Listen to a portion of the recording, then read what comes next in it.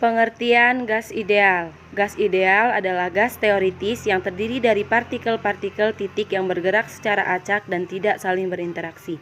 Konsep gas ideal sangat berguna karena memenuhi hukum gas ideal, sebuah persamaan keadaan yang disederhanakan sehingga dapat dianalisis dengan mekanika statistika. Sifat gas ideal tersebar secara merata, ukuran gas sangat kecil, berlaku hukum Newton tentang gerak, terjadi tumbukan lenting sempurna, bergerak secara acak, tidak tarik-menarik.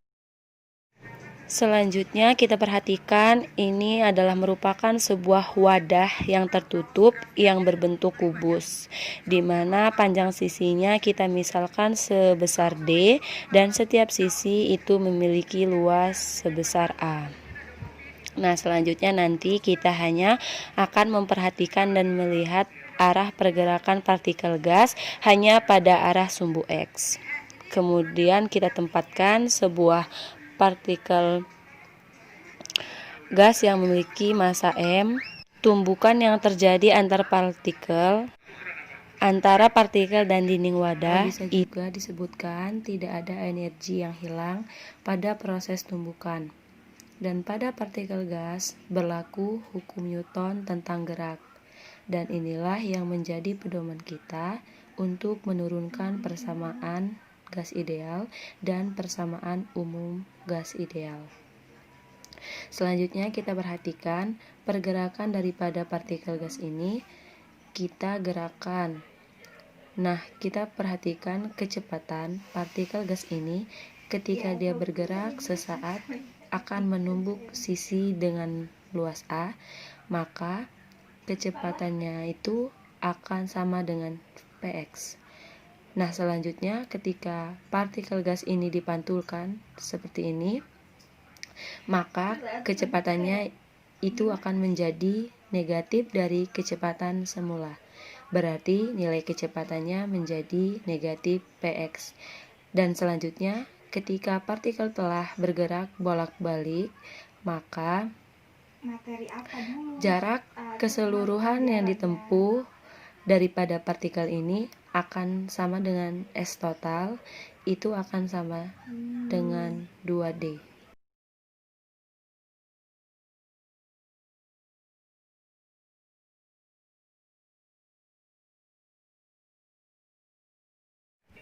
Selanjutnya, menentukan tekanan gas. Kita awali dari proses tumbukan elastik pada partikel gas dengan dinding wadah. Momentum mula-mula. Ingat, momentum suatu partikel itu merupakan suatu perkalian massa dengan kecepatannya, sehingga momentum mula-mula gas ini adalah Px akan sama dengan mpx. Kemudian momentum akhir, ketika dia dipantulkan, maka Px aksen sama dengan negatif mpx. Negatif ini berasal dari tanda kecepatan ketika dipantulkan, yaitu negatif mpx. Kemudian perubahan momentum itu akan sama dengan delta Px sama dengan Px aksen dikurang Px. Maka delta Px itu akan sama dengan negatif mpx dikurang mpx, hasilnya sama dengan negatif 2m dikali gaya yang Px. Dialami partikel dari dinding wadah yang kita misalkan dengan F. Nah, ketika partikel datang menumbuk dinding wadah, maka partikel itu dipantulkan. Itu disebabkan karena dinding ini memberikan arah gaya yang arahnya ke kiri. Nah, di sini gaya yang kita maksud adalah laju perubahan momentum, di mana laju perubahan momentum itu akan sama dengan delta P dibagi dengan delta T. Maka yang didalihkan oleh partikel akan sama dengan, kita gantikan delta P dengan negatif 2 mpx dibagi delta T. Kemudian ketika partikel bergerak bolak-balik dengan selang waktu delta T, jarak total yaitu sama dengan 2D. Selanjutnya jarak total ini akan sama dengan Px dikalikan dengan delta T sama dengan 2D. Dari persamaan tersebut kita akan menghasilkan delta T sama dengan 2D dikali Px. Maka gaya yang dihalangi partikel akan sama dengan negatif 2 mpx dibagi dengan delta T sama dengan negatif 2 mpx per 2D per px. 2-nya habis, px-nya naik ke atas. Maka gayanya akan sama dengan negatif mpx kuadrat dibagikan dengan D. Selanjutnya, gaya yang diberikan partikel pada dinding wadah itu akan sama besarnya dengan nilai mp px kuadrat dibagi dengan D. Di sana terjadi gaya aksi reaksi. Ingat bahwa gaya aksi itu akan sama dengan negatif F reaksi. Kemudian tekanan yang diberikan partikel pada dinding wadah yang kita buat dengan simbol P. Tekanan pada umumnya persamaannya adalah gaya dibagi dengan luas permukaan, di mana luas yang kita pergunakan itu akan sama dengan D kuadrat karena tadi wadahnya berbentuk kubus. Maka tekanan akan sama dengan mp x kuadrat dibagi D dikali D kuadrat, akan menghasilkan D pangkat 3 atau yang disebut dengan volume. Maka tekanan yang diberikan oleh partikel akan sama dengan m px kuadrat dibagi dengan V. Nah, kemudian untuk sejumlah n partikel yang menumbuk dinding wadah, maka berlaku V rata-rata kuadrat pada sumbu X sama dengan V kuadrat pada sumbu X dibagi N. Maka V kuadrat pada sumbu X sama dengan N dikali V kecepatan kuadrat pada sumbu X. Maka tekanan akan sama dengan M rata-rata kuadrat pada sumbu X dikali N dibagi dengan V. Maka V rata-rata kuadrat pada sumbu X adalah kecepatan rata-rata kuadrat total pada sumbu X. Karena partikel bergerak pada ruang arah 3 dimensi, maka partikel memiliki kecepatan rata-rata kuadrat total. Maka V rata-rata kuadrat total sama dengan V rata-rata kuadrat, di mana V rata-rata kuadrat itu merupakan penjumlahan V rata-rata kuadrat pada sumbu X ditambah V rata-rata kuadrat pada sumbu Y ditambah V rata-rata kuadrat pada sumbu Z.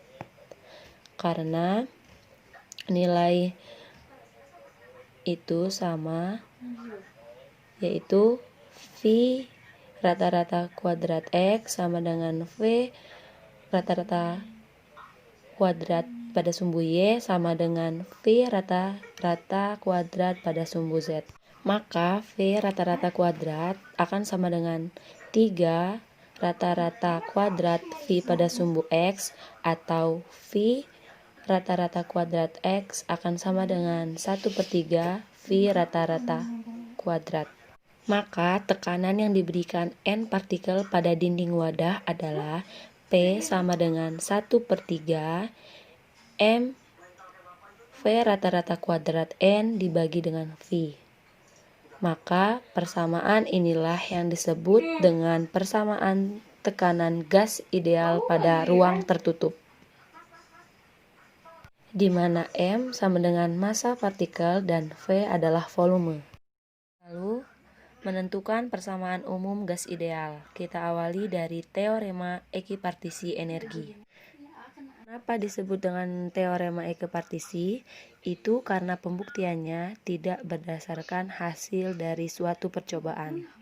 Lalu, apa artinya teorema ekipartisi? Artinya adalah jika suatu sistem menggunakan hukum Newton tentang gerak dan berada pada suhu mutlak B, maka setiap partikel gas itu memiliki energi kinetik translasi. Rata-rata partikel gas ideal adalah EK rata-rata sama dengan F dikali dengan setengah dikalikan dengan K dikalikan dengan T, di mana F itu merupakan derajat kebebasan.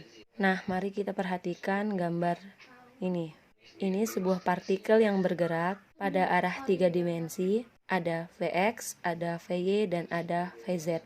Berarti partikel ini memiliki 3 arah pergerakan, yaitu pada arah sumbu X, sumbu Y, dan sumbu Z. Sehingga nilai F akan sama dengan 3. Sehingga energi kinetik rata-rata sama dengan 3/2 K dikali T. Ini kita sebut dengan persamaan yang nomor 1. Persamaan energi kinetik klasik EK sama dengan 1/2 mp kuadrat, maka EK rata-rata sama dengan 1/2 mp rata-rata kuadrat. Ini kita sebut sebagai persamaan yang kedua.